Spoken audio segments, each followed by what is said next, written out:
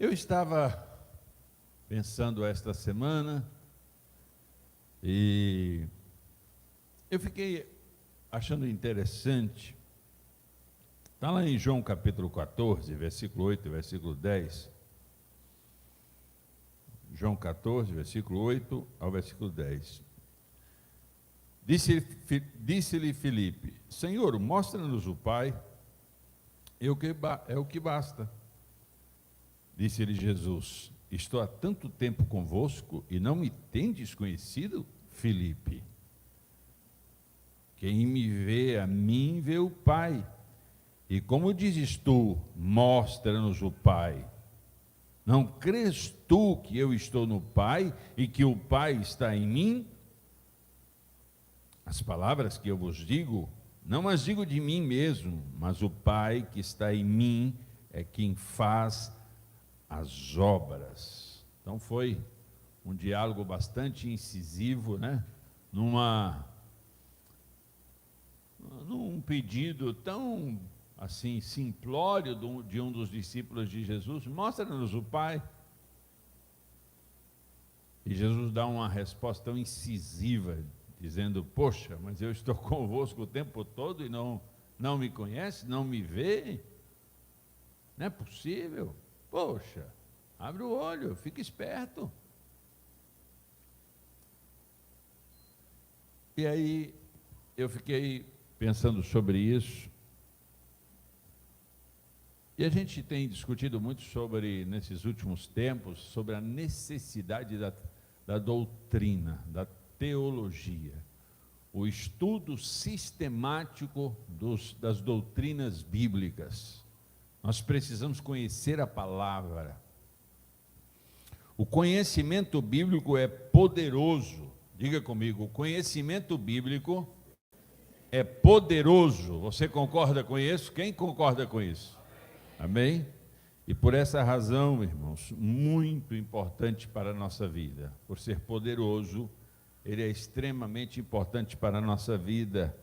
O apóstolo Paulo, na sua carta a Timóteo, no capítulo 6, sua primeira carta a Timóteo, capítulo 6, versículos 3 ao 5, se alguém ensina alguma outra doutrina e se não conforma com as sãs palavras do Senhor Jesus e com a doutrina que é segundo a piedade, é soberbo e nada sabe, mas delira acerca de questões e contendas de palavras, das quais nascem invejas, porfias, blasfêmias, ruins suspeitas, contendas de homens corruptos de entendimento e privados da verdade, cuidando que a piedade seja causa de ganho. Aparta-te dos tais. Então o Senhor, nesse texto, usando o apóstolo Paulo, ele dá ênfase aqui da necessidade da sã doutrina. Qual é a sã doutrina? A palavra de nosso Senhor e Salvador Jesus Cristo, que não se mistura com as contendas, não se mistura com o entendimento raso e hipócrita, materialista e mediático. A estes, a palavra diz que são soberbos e devemos nos afastar de tais. Então, na verdade, irmãos, nós precisamos de uma visão panorâmica de toda a Bíblia. Isso é uma obrigação de todos nós que seguimos ao nosso Senhor Jesus. Nós precisamos ter uma visão panorâmica. A visão panorâmica é aquela que a gente sobrevoa Araguaína e tem uma visão de toda Araguaína. A gente precisa ter uma visão exegética, temática, mais detalhada. Precisamos, sim, é verdade. Mas nem todos têm a predisposição e nem todos têm o ânimo para um estudo mais exegético, mais profundo, mais detalhado. Mas pelo menos uma visão panorâmica, pelo menos ter noção dos assuntos concernentes à palavra do Senhor. Nós precisamos conhecer as suas narrativas, histórias e os exemplos poderosos do texto bíblico. Nós precisamos ter essa visão, compreender isso, saber que todas as narrativas da Bíblia têm exemplos poderosos daquilo que devemos praticar e daquilo que não devemos praticar. São exemplos necessários. Nós precisamos ter uma compreensão do que é contexto, do que é texto. Nós precisamos ter o entendimento sobre os costumes, os hábitos dos povos bíblicos, narrados aqui no texto sagrado. Nós precisamos ter uma compreensão mínima das diferentes expressões culturais, do estilo de vida muito específico de cada narrativa bíblica. Nós precisamos ter uma noção de todas essas coisas. E o cristão que não se apega a isso, ele é um cristão muito raso, muito superficial. É um cristão que, vindo um vento mais forte, vindo uma proposta mais rebuscada, mais elaborada, pode afastá-lo do propósito. Nós estamos vivendo dias onde as ideologias malignas, as narrativas de uma sociedade corrompida têm sido muito elaborada ao longo de décadas. A doutrina, quando Karl Marx recebeu aquela visão maligna do comunismo, do socialismo, tanto ele quanto Lenin e tantos outros ao longo da história, essa recepção de dogmas, de doutrinas malignas, inseridas hoje com muito vigor no seio da sociedade, inclusive nas escolas, na faculdade e na mídia. E nós precisamos minimamente conhecer a palavra do Senhor para nós não cedermos às orientações deste presente século. Nós precisamos ter um respaldo doutrinário para enfrentar esses desafios. Então, o cristão que quer vencer, e é específico isso na palavra do Senhor, para vencer o diabo não se vence com emoções, não se vence com uma dialética boa. Para vencer o diabo, vence com o respaldo, com a nutrição, com o alimento fundamental da palavra do Senhor. O diabo, ele não consegue derrotar, vencer qualquer que seja o cristão, se ele é nutrido pela palavra do Senhor, se ele tem dentro de si o mínimo conhecimento bíblico para se elaborar diante dessa sociedade corrupta.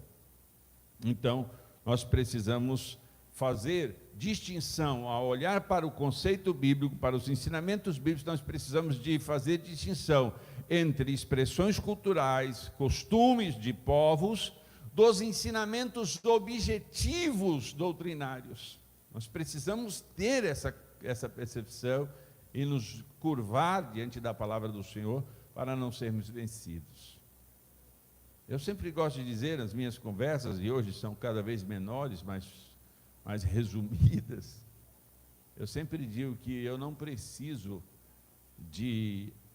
da Bíblia hoje para falar do Senhor Jesus e para atestar a veracidade do Senhor. Mas eu precisei, durante todos esses anos, ser nutrido pela palavra, ser enraizado nesta palavra, para que dela pudesse, então, ser fortalecido, não é? A vida cristã, e é isso que eu quero falar com vocês, é essa reflexão, a vida cristã vai além do saber teológico. Diga para alguém que está perto de você, a vida cristã vai além do saber teológico. É sobre isso que eu preciso refletir com você. Sabe, eu não estou pedindo para você parar de ler a Bíblia e ter conhecimento teológico. Pelo contrário, nessa geração, nós precisamos de ter uma fé inteligente, uma fé racional. Precisamos saber em quem cremos, porque cremos e de que maneira estamos nos relacionando com essa doutrina bíblica. Então é razoável que um crente, ainda que seja medíocre, tenha minimamente o conhecimento daquilo que ele está crendo, daquilo que ele está servindo. No texto de João capítulo 19, por favor, versículo 13.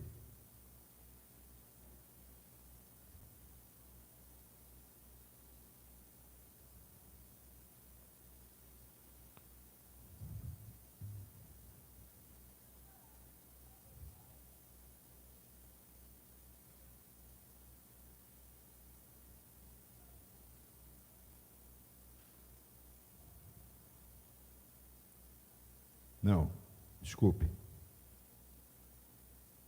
Versículo 30. E quando Jesus tomou o vinagre, disse: está consumado. Inclinando a cabeça, entregou o Espírito.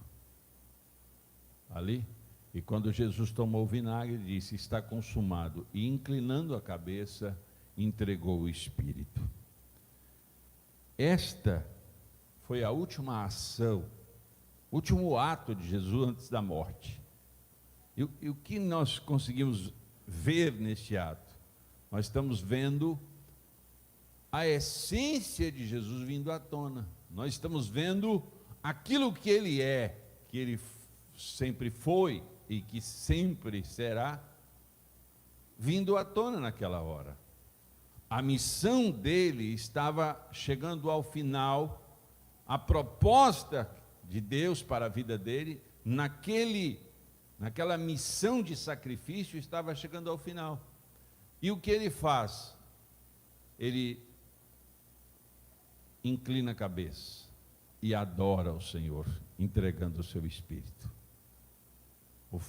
O último ato de Jesus na cruz foi adoração. Diga para quem está perto de Jesus, o último de alguém. O último ato de Jesus na cruz foi adorar ao Senhor. Foi inclinar a sua cabeça e entregar o seu Espírito. Já pensou que modelo glorioso, irmãos? Em toda a narrativa bíblica sobre Jesus, nós encontramos ele adorando, ele se reunindo com o seu Pai em oração, em muitos momentos, nos discursos de Jesus, nos sermões de Jesus, ele sempre elaborando esta proposta de adoração. A ligação íntima com Deus, o relacionamento íntimo dele com Deus, foi sempre visível, quase palpável, nas palavras, nos discursos de Jesus. Então, se nós pudéssemos definir Jesus, resumidamente, nós poderíamos dizer que a vida de Jesus na terra foi pautada pelo amor e a comunhão com o seu Pai. Havia uma ligação bem explícita dele com o Pai. A adoração, o culto, o reconhecimento, a homenagem, a honra, a dedicação do seu ofício e da sua excelência no seu ministério, se curvando sempre diante do Pai, denunciando sempre quem ele era, anunciando sempre que ele estava a serviço do Pai e que tudo o que ele fazia, quando Filipe questiona ele, pede a ele para mostrar ao Pai, ele olha para o discípulo e diz: espera aí, eu tenho estado convosco todo o tempo, quem vê a mim vê o Pai. E ele finaliza essa palavra falando sobre as obras que ele estava fazendo, denunciava o Pai, porque as obras que ele fazia não tinha origem em si mesmo, mas tinha origem no Pai. Então havia uma relação muito linda, muito específica de intimidade, um relacionamento muito específico, muito notadamente explicitado na palavra. O Senhor Jesus fez sempre questão de mostrar isso. Então, essa ligação com o Pai, essa intimidade com o Pai. Aí a gente para um pouco e começa a pensar, na época de Jesus encarnado, quando Jesus veio ao mundo como homem, foi um momento específico, um momento lindo de Jesus. Sabe, os doutores da lei, os estudiosos da Bíblia da época, da Torá, eles se debruçavam diante daqueles textos, dos textos elaborados por Moisés, pelos profetas. Eles se curvavam diante desses textos e estudavam isso exaustivamente. E um dos temas preferidos e aguardados e esperados por aqueles doutores da lei, por todos os que minimamente estudavam a palavra, era sobre o Messias, o ungido, a proposta de Deus para a salvação dos judeus, a proposta, a solução de Deus para os israelitas. Aqueles homens, eles estudavam arduamente sobre isso, e eles sabiam a origem, a tribo, os hábitos, todos os adjetivos possíveis e toda a história narrada, eles conheciam isso. E aí Jesus aparece, quebrando o tabu, paradigma, dando de cara com aquelas pessoas.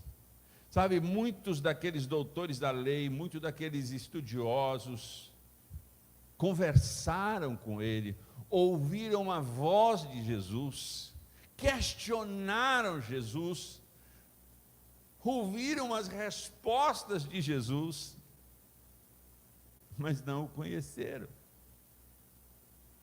Eles conheciam teologicamente, eles tinham ferramentas teológicas, eles tinham conteúdo teológico, eles tinham abrangência no tema, mas eles não conheceram a pessoa tão propagada e tão esperada pelos judeus.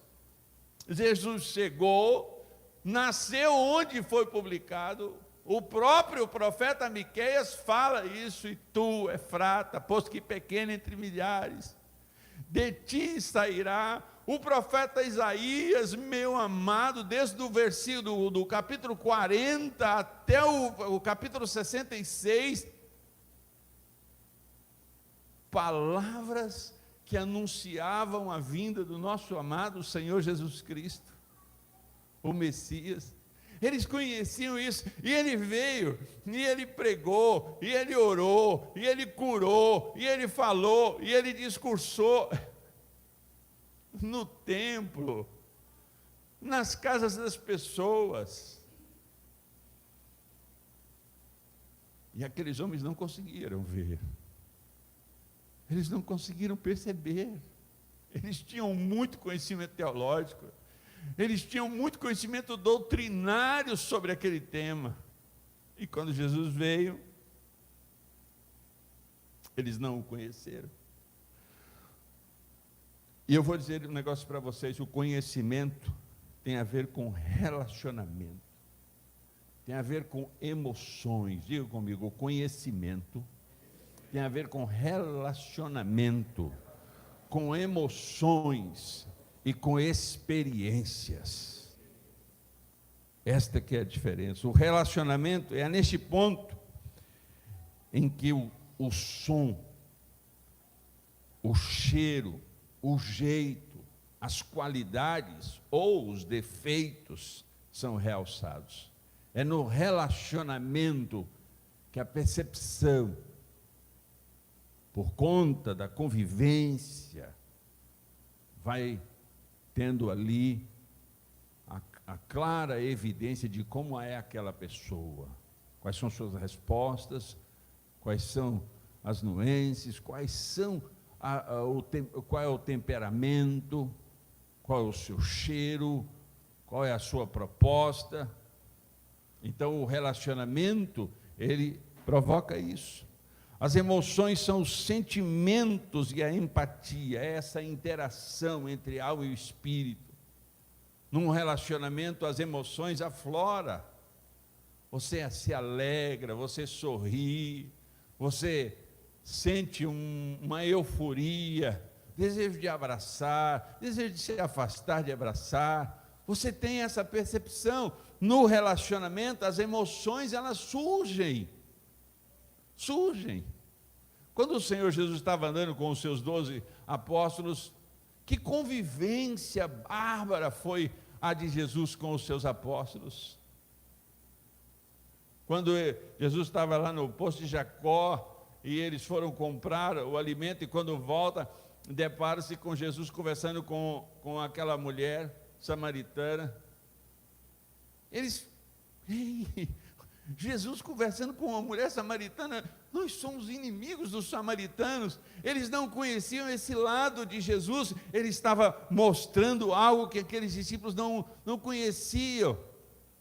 Ele conversou com aquela mulher, ele falou sobre ela, ele mostrou o caráter profético dele, ele mostrou o caráter pastoral dele, ele dialogou com ela com efusividade e com proposta de curar e de salvar aquela mulher.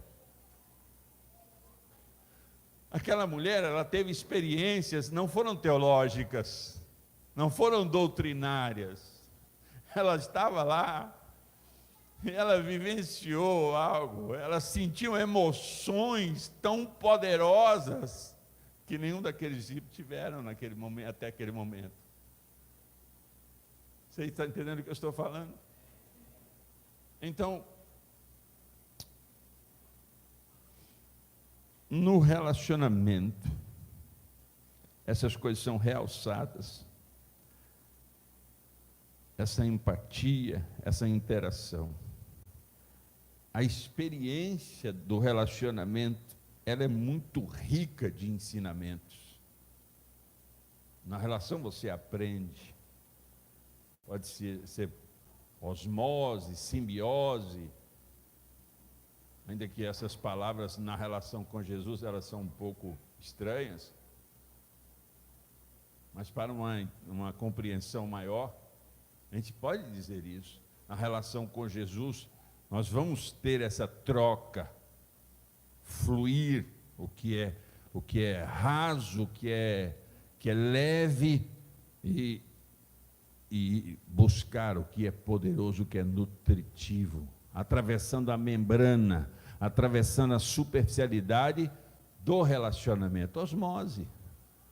A simbiose é porque nós não temos vida em nós mesmos, nós não temos capacidades em nós mesmos, então nós precisamos estar enxertados nessa videira, nós precisamos estar nutrindo-nos pela essência, pela capacidade do nosso Senhor. Então essa simbiose, então nessa relação, essas experiências, ela possibilita ir além das palavras, além das doutrinas. Você entende o que eu estou dizendo? O relacionamento vai além das doutrinas.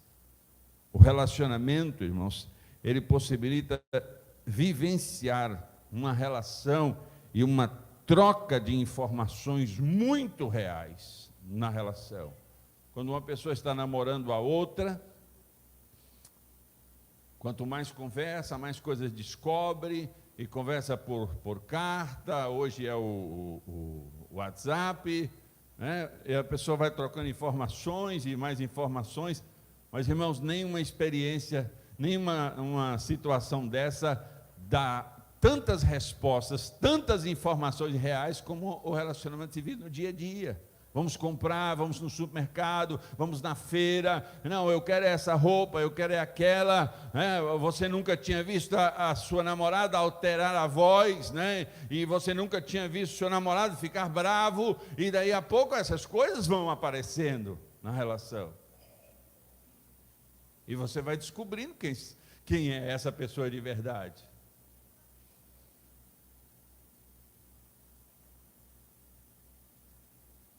Então essas informações reais e muito pessoais, eu diria até íntimas, elas começam a ser trocadas. Porque quanto mais eu converso com Jesus, e quanto mais sei dele, quanto mais me aproximo dele, eu vou descobrindo coisas a respeito dele, mas ele também vai descobrindo coisas a meu respeito. Ah, mas ele já sabe tudo. Sim, ele sabe tudo. Mas a relação é uma reciprocidade, uma mutualidade, ou seja, ainda que ele saiba tudo, a relação, ela só vai ser evidenciada como relação à medida que eu, ainda sabendo que ele me conhece todo, eu predisponho em abrir o meu coração, em me contar, em me doar, em me falar. Entende o que eu estou dizendo? À medida que o cristão nessa relação vai dizendo quem ele é, Deus sabe de você, Ele conhece os seus defeitos, as coisas boas, Ele conhece as suas constantes derrapadas, mas ainda assim, quando você fala para Ele, quando você elabora isso, você está mostrando que tem interesse na relação, você está mostrando que tem interesse em que essa relação funcione de verdade. A gente não descobre isso teologicamente, a gente não descobre isso na letra. Então, conhecer a teologia, conhecer a doutrina, é fundamental para nós nos enraizarmos. Mas há algo mais que isso. Precisamos extrair da narrativa bíblica esses modelos de relacionamento. Ao olharmos para a Bíblia, precisamos de aprender com ela.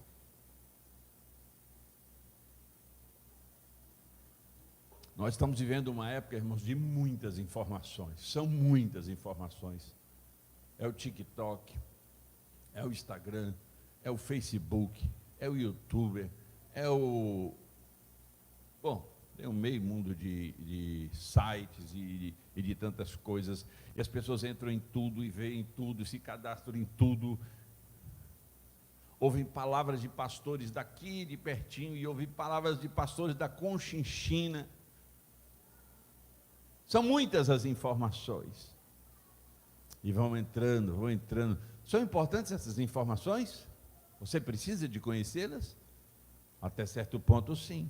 Porque quando passa, elas se tornam tóxicas. Porque uma pessoa que conhece muito a letra, mas não conhece a pessoa de quem a letra fala, essa pessoa é frustrada. Porque a letra em si mesma não faz nada, irmãos. A doutrina em si mesmo, ela não muda a pessoa, ela não restaura a pessoa, ela não liberta a pessoa, ela não conserta a pessoa. Se fizesse isso, os fariseus da época de Jesus, os escribas da época de Jesus, os saduceus da época de Jesus, eles tinham conhecimento teológico, eles tinham conhecimento doutrinário. Então esta palavra tinha mudado o coração deles. Então, essas muitas informações que temos hoje, e eu vou dar 2 exemplos agora. Você tem Maria de Betânia, lembra de Maria de Betânia? Maria de Betânia, irmã de Lázaro, no capítulo 12 de João, ela faz algo glorioso. Tem uma outra mulher que também faz o que ela fez, que é quebrar um vidro, um alabastro de nardo puro, e despejar nos pés de Jesus, e lavar os pés de Jesus, e ungir os pés de Jesus, e secar os pés de Jesus com os próprios cabelos. Aquela relação de Maria de Betânia era uma relação maravilhosa. A sua irmã estava ali falando e dizendo, as coisas precisam ser feitas desse jeito, e parará, e pereré, e ouvia daqui, e ouvia dali. Maria, ela estava além. As informações eram importantes para ela, mas as emoções, a troca de informações inconsciente, o sentido, o cheiro, o jeito, o sorriso, a maneira de tocar. Maria de Betânia, ela fez isso, porque ela percebeu que mais do que as palavras, ela queria uma amizade, ela queria uma relação. Ela queria uma interação.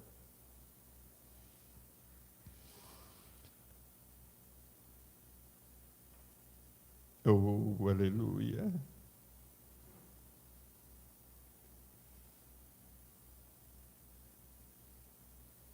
A irmã dela, Marta, ela tinha conhecimento teológico.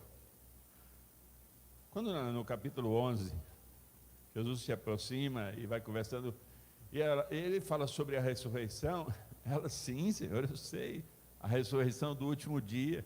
Ela tinha conhecimento teológico. Ela sabia daquele assunto. Ela não estava alheia ao assunto. Jesus estava falando sobre algo que estava para acontecer ali, naquela hora, naquele instante.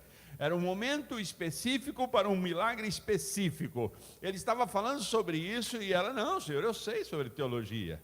Eu conheço que a ressurreição vai acontecer. Você compreende o que estou falando? Ela conhecia a teologia, ela tinha a informação doutrinária, mas lhe passou despercebida a pessoa de Jesus. Ela, ainda que Jesus visitasse, ainda que Jesus se interagisse com aquela comunidade de Betânia, particularmente, ela não conseguiu entender a essência do Senhor Jesus. Quando Jesus fala isso para Maria, de Betânia, Senhor, ela dobra os joelhos diante de Jesus e diz assim, Jesus, se o Senhor tivesse aqui, o meu irmão não teria morrido. Ela sabia do poder de Jesus, ela conhecia Jesus. Jesus disse assim, tranquilo, fique tranquilo. Não se ouviu mais a voz dela. Ela calou porque ela sabia que algo estava para acontecer, algo poderoso, algo glorioso estava para acontecer. Ela tinha um conhecimento teológico? Tinha, mas ela tinha um conhecimento pessoal. A interação dela com Jesus era muito forte, pastor Gilvan.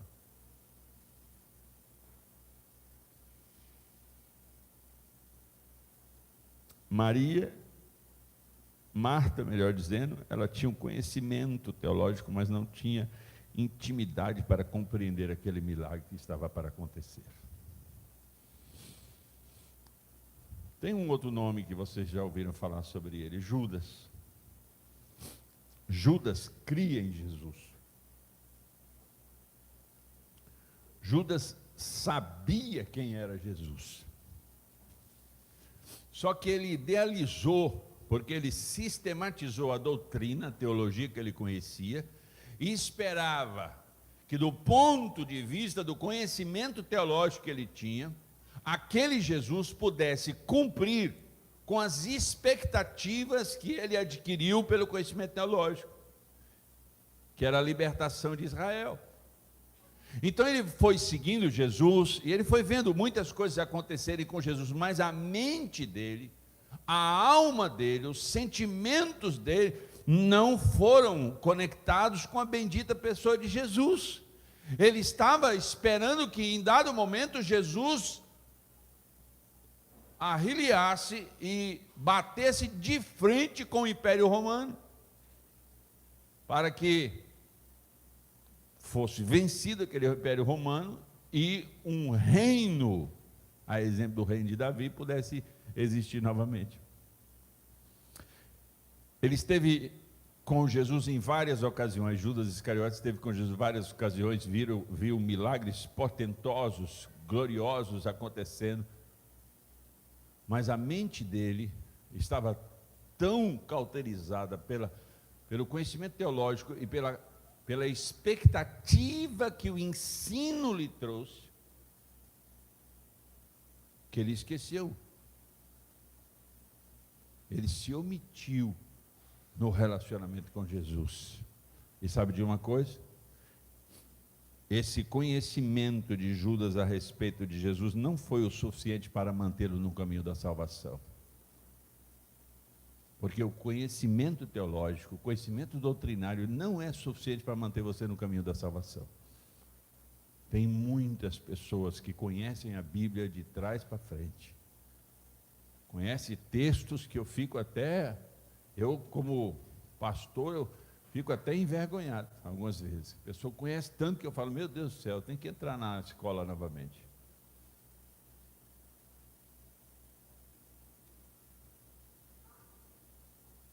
Aí a gente vê essa, lá de Lucas capítulo 8, versículo 2, nós vemos um outro nome, Madalena. Madalena era uma mulher que foi tomada por espíritos malignos, e Jesus a cura, a liberta. Ela passa a seguir Jesus. E a gente vê nos textos, a partir daquele momento, ela em várias ocasiões com Jesus, inclusive na visita ao túmulo de Jesus, e ela ouviu dos anjos do Senhor que Jesus havia ressuscitado. Ela foi lá para ver o corpo de Jesus.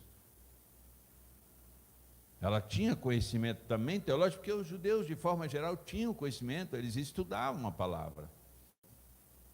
Mas no momento em que Maria Madalena foi impactada por uma libertação tão poderosa, ela se libertou de espíritos imundos, ela foi liberta de espíritos imundos, e ela se tornou tão agradecida, que ela disse, eu não posso perder essa graça, essa comunhão com um homem que me libertou, que me livrou de uma possessão. E ela passou a seguir Jesus. E ela ia onde Jesus estava, ela queria ouvi-lo, ela queria ser-lhe útil no ministério efetivo do Senhor Jesus, ela queria estar ali, e ela se aliou a Maria, mãe de Jesus, ela se aliou a outras mulheres, e ela estava ali, eficiente, seguindo Jesus, conhecendo Jesus, sabendo aproveitar aquele relacionamento com Jesus.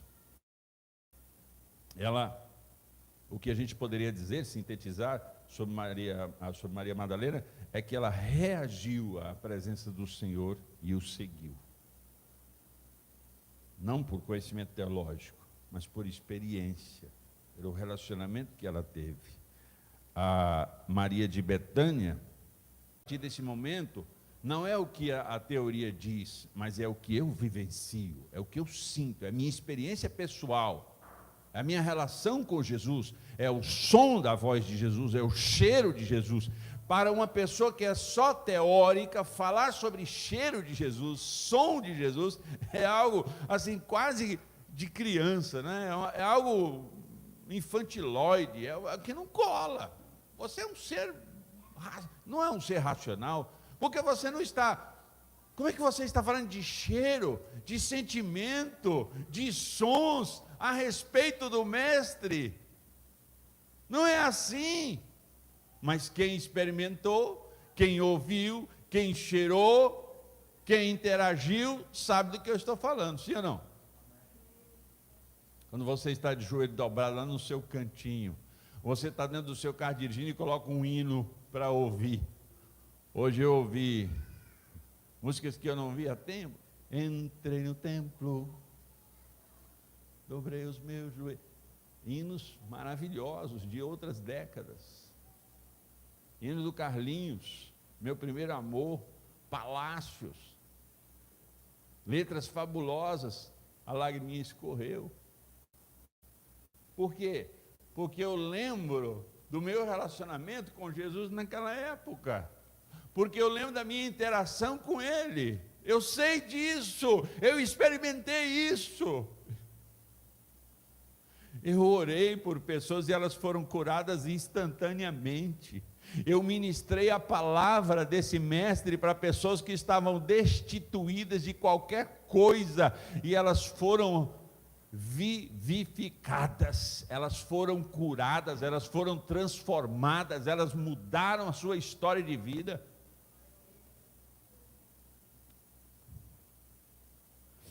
Deixa eu dizer uma coisa, essa vivência na relação preenche essas lacunas, e ela preenche as exigências racionais. Mas deixa eu lhe dizer uma coisa, toda relação, preste atenção no que eu vou falar, Toda relação é pautada pela fé. A minha relação com a minha esposa é pautada pela fé. Ela precisa de acreditar em mim, eu preciso acreditar nela. Senão não existe relação. Racionalmente eu conheço a Márcia. Eu sei das qualidades maravilhosas dela, mas eu sei também das picuinhas dela. Mas eu sei do cheiro irresistível que ela tem. Eu sei do que ela significa para mim.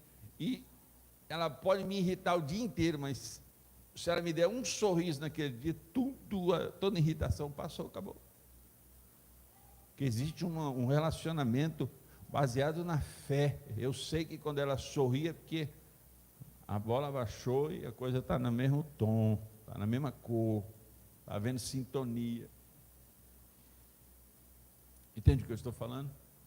Então, elaborar o conhecimento sistemático teológico é importante, é fundamental. O conhecimento doutrinário, ele é como uma base, um alicerce, mas as paredes desse relacionamento não tem a ver com o conhecimento doutrinário, tem a ver com as experiências emocionais, com as experiências do relacionamento, a vivência do relacionamento. Então, a grande questão nessa noite é: por que que as pessoas vêm e vão?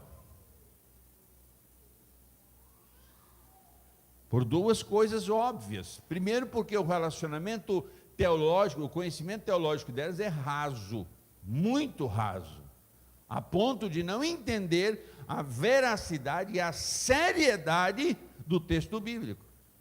Então é muito raso.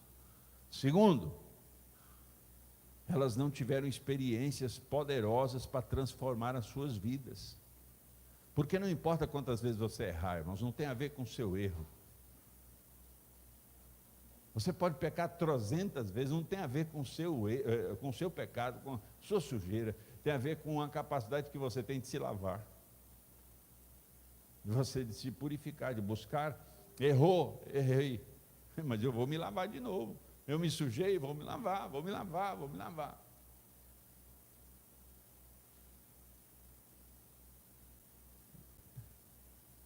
É isso que eu quero. É esse relacionamento que eu quero. Então eu vou me dedicar a ele. O conhecimento bíblico, ele é fundamental, e é essa exigência intelectual para o exercício de uma fé inteligente. Diga comigo, a minha fé precisa ser inteligente, precisa ser racional. Eu preciso achar respaldos para afirmações doutrinárias, para afirmações do meu relacionamento com o Senhor. Mas só estas afirmações teológicas, doutrinárias, não são suficientes para transformar a minha vida.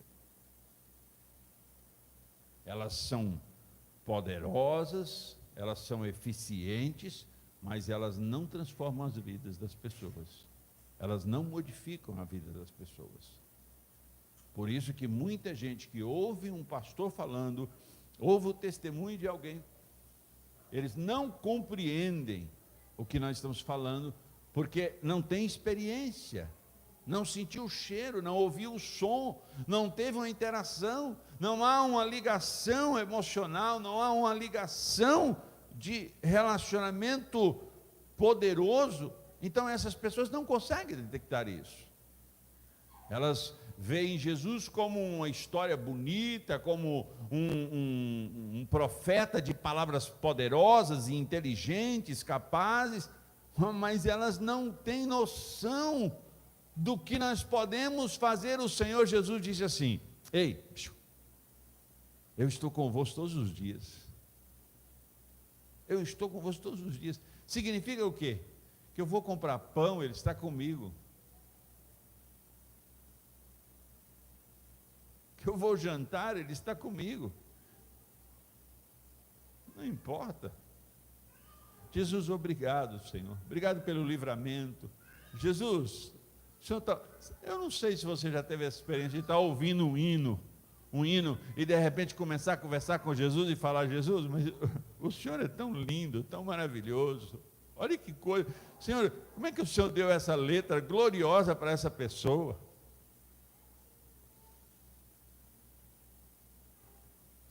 Nós precisamos de um relacionamento emocional, de uma vivência nesse relacionamento com Jesus, assim como precisamos uns com os outros. Os grandes teóricos da psicanálise, da psicologia, estão falando nessa geração que as pessoas estão ficando doentes e doentes porque estão cada vez se afastando mais umas das outras e ficando no relacionamento só virtual. Nós somos seres sociáveis, nós precisamos dessa interação. Mas essa interação começa com o nosso Senhor, com o nosso Senhor Jesus. Olha o que o texto diz aqui.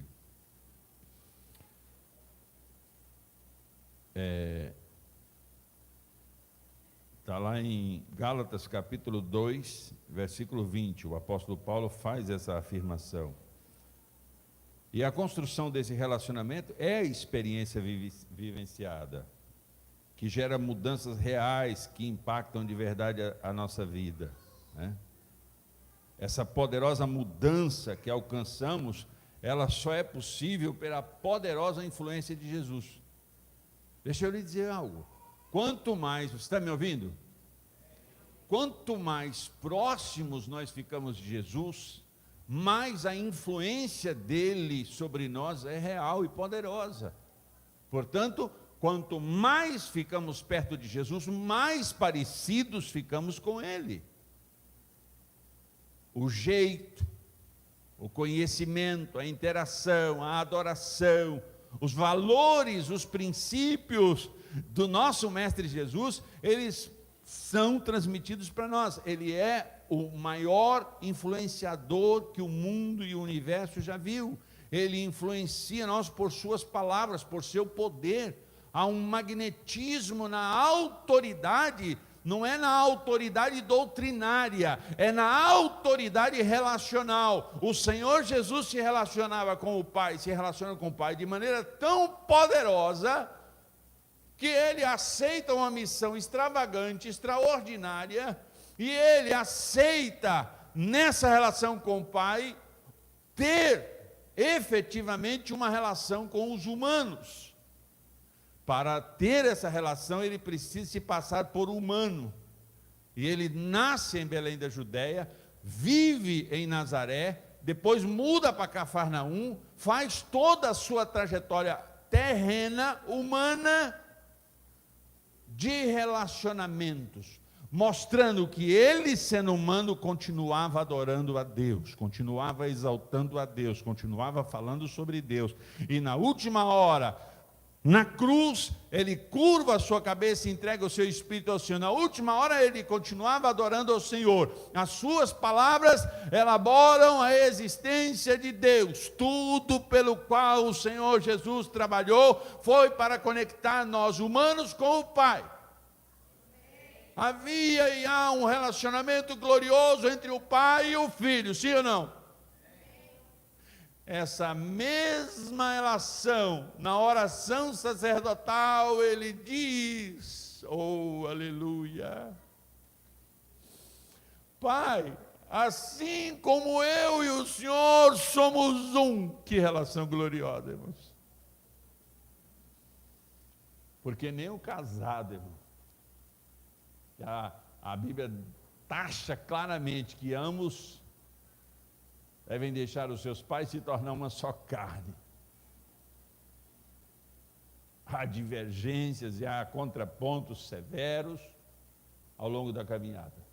Mas ele fala do relacionamento dele com o Pai, ele diz, eu e o Senhor somos um. Qual é a proposta de Jesus na oração? Para que eles sejam um comigo, como eu sou um contigo. Ora, não existe conexão, não tem como eu ser um com Jesus se não me relacionar com Ele. Não tem como a eficiência de Jesus estar em mim se eu não me relaciono com Ele. A graça dele não vem para mim, o jeito dele. Tanto é que os casais, irmãos, eles acabam ao longo dos anos se parecendo um com o outro. são distintos por serem de famílias diferentes, de estados diferentes, de hábitos diferentes, de sangue diferente, DNA diferente, tudo diferente, mas com 20 anos vivendo junto, eles já se parecem. Então, quanto mais você ficar perto de Jesus, mais parecido com Jesus você vai ficar. Quanto mais você se relacionar com Jesus, mais de Jesus será visto na sua vida. A ligação é poderosa, a influência dele é poderosa, é real, ela é bem consistente, substancial, e nela precisamos nos apegar. Você entende o que eu estou falando, irmãos? Quanto mais perto dele ficamos, mais parecido com ele somos, amém? Quantos querem ser parecidos com Jesus? Então nós queremos ouvir as suas palavras, sentirmos o efeito delas em nós, queremos comer a sua comida, o pão e o vinho, e queremos receber o impacto desses alimentos em nós. Quanto mais próximos, tanto mais influenciados somos. Aí o apóstolo Paulo diz lá o quê? Está aí na tela? Gálatas capítulo 2, versículo 20. Já estou crucificado com Cristo e vivo. Não mais eu, mas Cristo vive em mim. Eu acho que essa frase aí é o ápice, né? É o cume da interação do apóstolo Paulo com o Senhor Jesus. O apóstolo Paulo, ele primeiramente foi o quê? Um teórico, um teólogo, um conhecedor da doutrina. O apóstolo Paulo, ele exalava conhecimento bíblico, ele esteve aos pés de pessoas extremamente capazes no conhecimento doutrinário e teológico daquela época. Ele não tinha experiência com Deus, ele não tinha relacionamento com o Espírito Santo. Quando o Senhor Jesus disse para ele, Saulo, presta atenção, olhe para mim. Saulo, você está me perseguindo, Saulo. O que eu fiz de mal para você? Eu te machuquei alguma vez? Eu te irritei? Eu pisei no seu pé? Hein, Saulo? Olha cá, rapaz. Eu sou aquele de quem a palavra me anunciou. Escute, Paulo, a partir de hoje, escute isso que eu estou dizendo. A partir de hoje, Paulo, nós vamos ter uma relação intensa. A minha vida vai se misturar à sua, Saulo, de tal maneira que você vai sentir as dores que eu senti, o desejo incessante de pregar a palavra e alcançar o maior número de humanos. Saulo não sabia da intensidade daquele encontro. O Senhor Jesus olhou para ele e disse: rapaz, a conexão aconteceu, estamos plugados, linkados um no outro. Levante-se daí, vá, entre na cidade, eu vou fazer algumas coisas contigo, vou mandar algumas pessoas para falar contigo. Há quem diga que Paulo ficou no mínimo 3 anos no deserto da Arábia, orando, chorando, tentando entender, buscando destruir as convicções teológicas hereges e conceituar a sua alma, não mais com pontos teológicos tão relevantes naquela época, mas agora conceituar a sua vida por uma relação, por uma experiência, por uma intimidade, pelo som da voz de Jesus. Eu acho que Paulo, em todos os dias de sua vida, o som da voz de Jesus: Saulo, Saulo, porque me persegues. Eu acho que aquele som acompanhou o apóstolo Paulo durante toda a sua vida. Jesus disse que eu estava perseguindo a ele. Aquilo mudou a história dele, aquilo mudou a essência dele, aquilo mudou a maneira dele pensar. A ponto dele escrever a carta aos Gálatas no capítulo 2 e dizer assim: ei, não mais vivo eu. Não são os meus gostos, as minhas preferências, os meus desejos que prevalecem, porque eu estou disposto efetivamente a permitir que a vontade do meu Senhor, que outrora eu persegui, que a vontade dele prevaleça.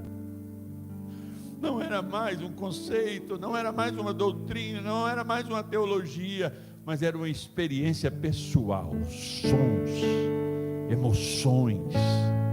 Ele ficou cego, ele recebe a oração, os seus olhos voltam a ficar sadios, ele é batizado, ele recebe a virtude do Espírito Santo, emoções poderosas, experiências poderosas dominaram a sua vida. Sabe, irmãos, o defeito nosso dessa geração é porque nós continuamos cultuando informações, nós continuamos cultuando saberes intelectuais, racionais, e esquecemos que com o coração eu creio e com a boca eu confesso que Jesus é Senhor e serei salvo.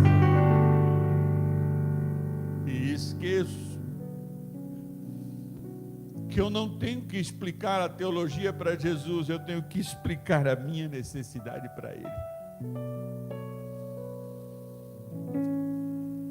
Eu não tenho que saber se a cidade é quadrada, redonda, retangular.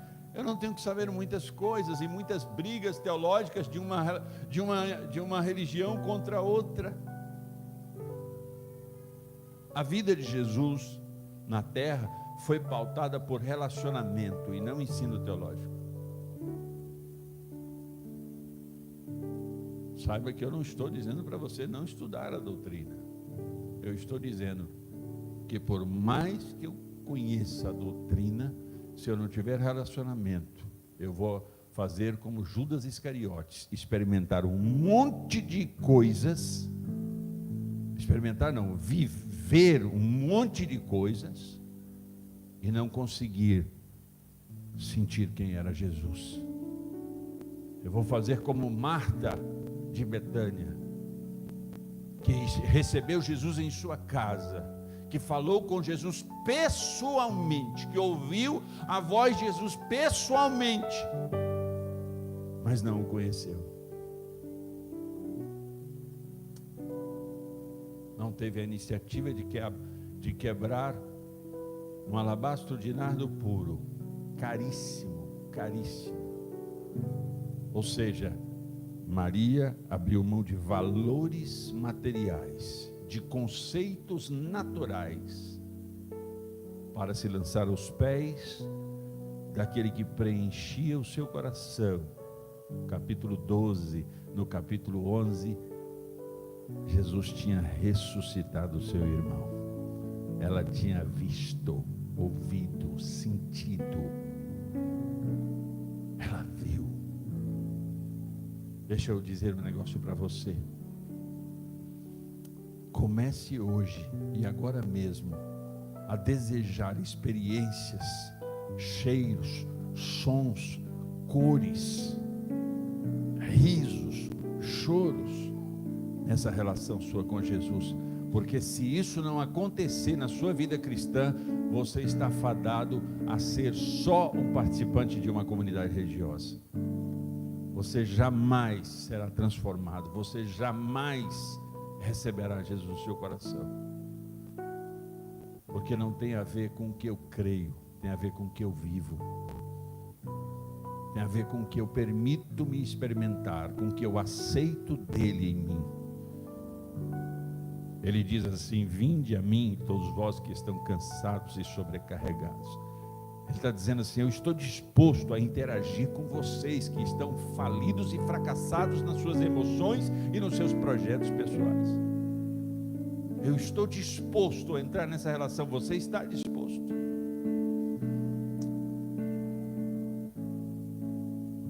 Jesus disse: eu sou o pão, ou seja, eu posso saciar você. Eu sou a água, eu posso dessedentar você. Eu sou a porta, eu posso dar um rumo para você. Eu sou o caminho, eu posso colocar você na jornada.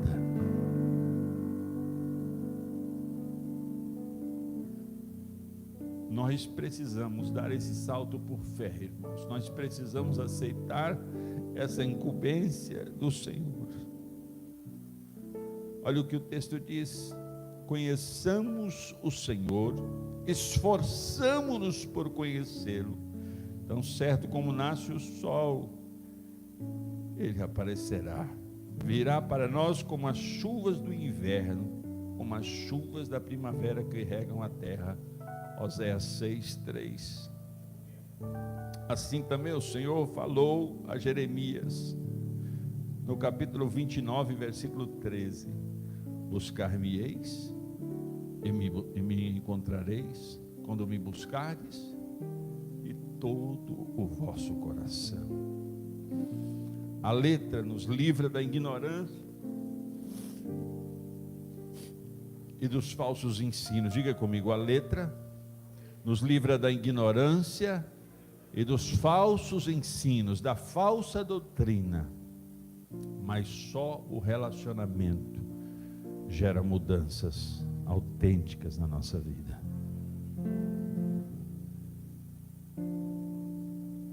É quando nós olhamos para Ele, reconhecemos a nossa limitação, a nossa fragilidade, mas dizemos para Ele: Jesus, eu quero caminhar contigo, eu quero ouvir a sua voz, eu quero aceitar a sua repreensão. Senhor,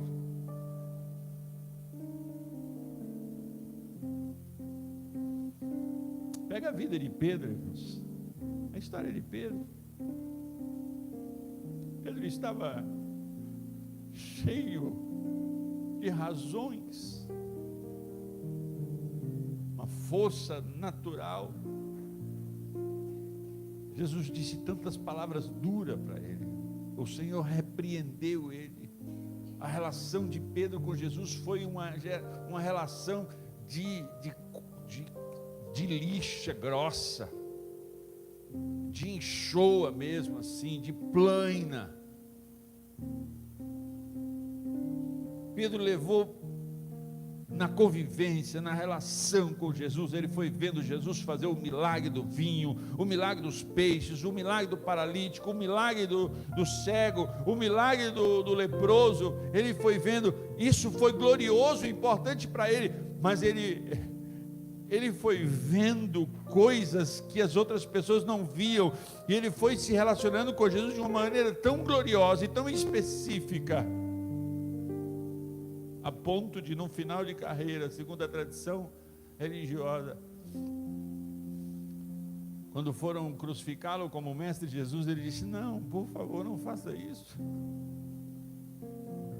eu não sou digno de ser crucificado como meu Senhor, me põe de ponta cabeça. Você entende o que é isso, irmãos? Quando você e eu acertamos o passo com Jesus, seguramos na mão dele e dizemos: Jesus, eu posso até cair, eu posso até escorregar nessas pedras da estrada, mas se o Senhor estiver segurando em mim, eu vou com o Senhor. Eu quero ouvir o som da sua voz, eu quero sentir o seu cheiro, eu quero ver as suas obras. Maria de Betânia, Maria Madalena, o apóstolo Paulo e tantos outros abriram mão de terem razão para terem fé. E é sobre isso que nós estamos vivendo. Por favor, fique de pé no nome de Jesus.